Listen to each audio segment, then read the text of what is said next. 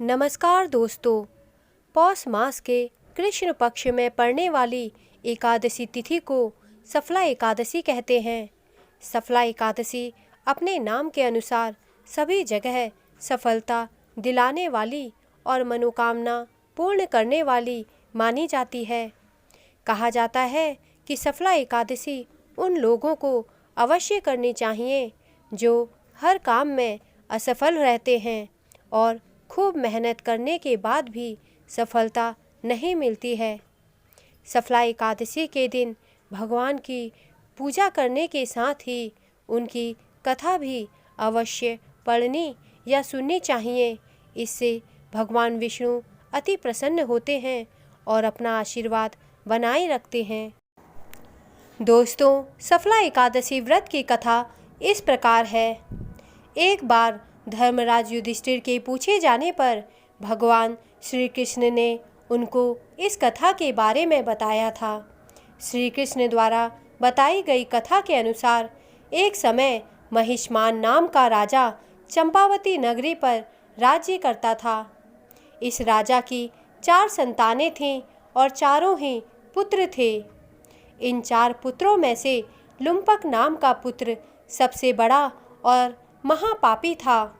वह अपने पिता का सारा धन कुकर्मों और व्यर्थ की जगहों पर खर्च करता था। वह वेश्यागमन और बुरे कामों में सारा धन व्यय कर देता था और अपने से बड़ों का आदर भी नहीं करता था। राजा को जिस दिन लुम्पक के कुकर्मों के बारे में पता चला तो राजा ने उसे राज्य से निकालने का निर्णय ले लिया। राज्य से बाहर हो जाने के बाद लुम्पक ने धन के लालच में चोरी और गलत काम करना शुरू कर दिया। एक समय ऐसा आया जब उसने पशुओं को मारकर खाना शुरू कर दिया। वह जंगल में एक पीपल के वृक्ष के नीचे रहता था। वह वृक्ष की गांव वाले पूरी आस्था के साथ पूजा करते थे। पीपल के वृक्ष में करोड़ों देवी देवता निवास करते हैं। समय निकलता गया, वह इस प्रकार ही पाप करके अपना जीवन व्यतीत करने लगा।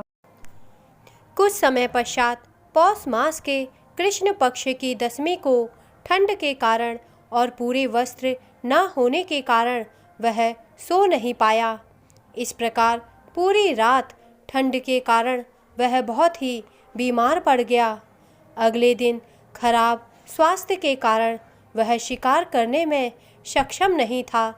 सूर्य की गर्मी में जैसे ही वह थोड़ा ठीक हुआ, वह कुछ फल इकट्ठा करके उसी पीपल के पेड़ के नीचे बैठ गया।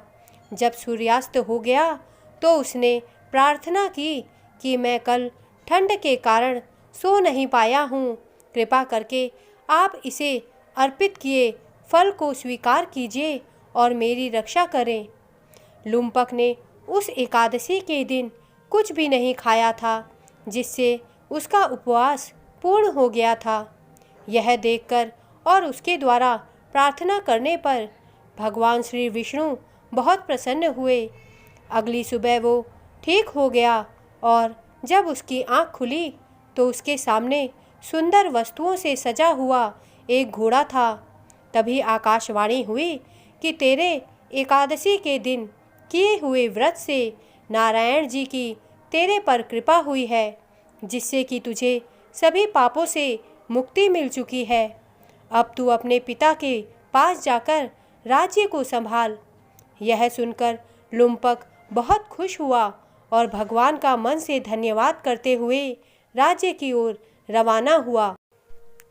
उसके बाद से वह और उसका कुटुंब नारायण जी के आशीर्वाद को बनाए रखने के लिए प्रत्येक वर्ष इस व्रत को करने लगा। इसी प्रकार सफला एकादशी का व्रत और पूजन करने से अंत में लुम्पक वैकुंठ को प्राप्त हुआ। एकादशी के इस व्रत को करने और व्रत के दौरान कथा पढ़ने और सुनने वाले मनुष्य को अश्वमेघ यज्ञ के समान फल की प्राप्ति होती है। इस श्रेष्ठ व्रत को कोई भी कर सकता है। इस व्रत को करने से सभी पापों का नाश होता है। दोस्तों, मेरे द्वारा दी गई जानकारी अगर आपको अच्छी लगी हो तो कृपया मेरे चैनल को सब्सक्राइब करें तथा मेरे वीडियोस को लाइक करें। धन्यवाद।